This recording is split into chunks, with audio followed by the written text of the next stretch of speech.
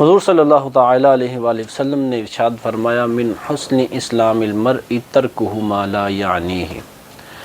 آج کل ہماری ایک چیز یہ بھی ہے کہ ہم آپس میں باتیں کرتے ہیں یا کچھ بھی معاملات ہوتے ہیں تو اس کے اندر اکثر اوقات ہماری باتیں وہ ہوتی ہیں جن کے ساتھ ہمارا کوئی تعلق ہی نہیں ہوتا۔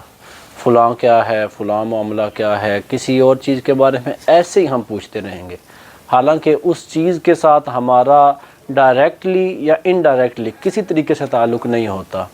تو ایسی چیزوں کے پیچھے نہیں پڑنا چاہیے۔ حضور علیہ السلام نے ارشاد فرمایا من حسن اسلام المرء، مسلمان جو بندہ ہے اس کے اسلام کی خوبیوں میں سے ایک خوبی یہ بھی ہے ترکہ ما لا یعنیہ، کہ جو چیزیں اس کے مقصد کی نہیں ہیں، اس کے لا یعنی ہیں، اس کا ان کے ساتھ تعلق نہیں ہے، کوئی کام کاج نہیں ہے، اس چیز کو چھوڑ دے۔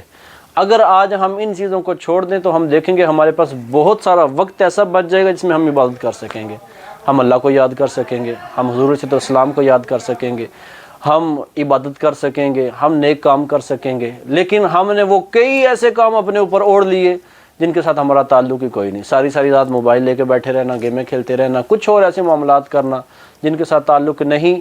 اب وہ جب کرتے ہیں عبادت کی طرف پھر ہم نہیں آتے۔ تو حضور کی حدیث کو ذہن میں رکھنا چاہیے اور جو چیزیں لا یعنی ہیں ان کو ترک کر دینا چاہیے۔